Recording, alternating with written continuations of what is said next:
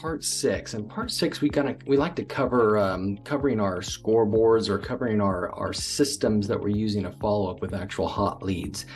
So as you know, we've talked about using the CRM and creating a good follow-up plan system, documenting your conversations you're having. But now you need to realize through that you're going to start getting people that are going to say yes in about 5 months. I'm going to want to sell. Excellent. So now you're going to be like, shoot, what do I do? Well, that person needs to go somewhere with a more strict and updated follow-up plan.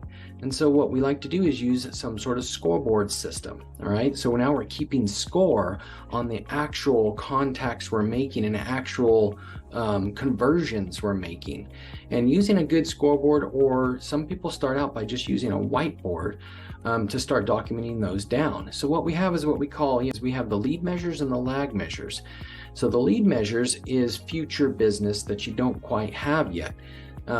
That's the calls you need to make. Lag measures are ones you actually already got them going. So what I've seen people do that I've always really liked, and I've done this as well, is where I get a whiteboard that goes on my board that I have to look at every day. And on that whiteboard, I'll actually have lead measures, lag measures. Lead measures are those that, and I actually put the address. Is it a buy? Is it a sell? What did they tell me they want to do? So that I know that those are the people I need to nurture daily. My hot list, those are my A buyers. You remember back when we talked about A, B, C, and D buyers? Well, you got to put these people in a follow-up contact system. So if they're going to buy in the next month, they need to be an A buyer. If they're going to buy in the next 2-3 months, a B buyer. 6 months, C buyer. If it's more than a year, then it's going to be a D buyer, long-term nurture. So depending on how soon they're going to do it, you're going to want to document that. You're going to want to have them in that type of way. And what we're doing is we're moving those Ds up into the C's, up into the B's, so they can become an A, and then they close escrow. So we can consistently document those type of people. And there's several systems you can use, like the whiteboard. You can use your CRM to do this. You can use spreadsheets. There's really nice spreadsheet scoreboard systems out there that you can use. There's things that show different metric systems, production ratio charts. You can do a 20-day tracking system where you're contacting 20 of these hot leads a day, or Bs to move them into As. You want to be able to set up some sort of nice follow-up system so you're consistently nurturing those leads and moving them up the chain.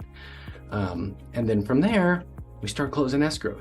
But you got to document this. Just understand, a lot of realtors don't have that type of personality that's that high C compliant, very good, structured with type of personality, but you need to gain it. Gain that type of knowledge and do it, because that is how it's going to keep you organized. It's going to keep you on top of your game so that you can actually move to another level. So, okay, so now you're going to get together, and today you need to start documenting people inside of your CRM on a whiteboard or on a separate spreadsheet of A, B, C, and D buyers. And let's start organizing them and moving them in order. This is how we start making things happen. Who is the hottest and the coldest leads in my system right now? And start systematically working them.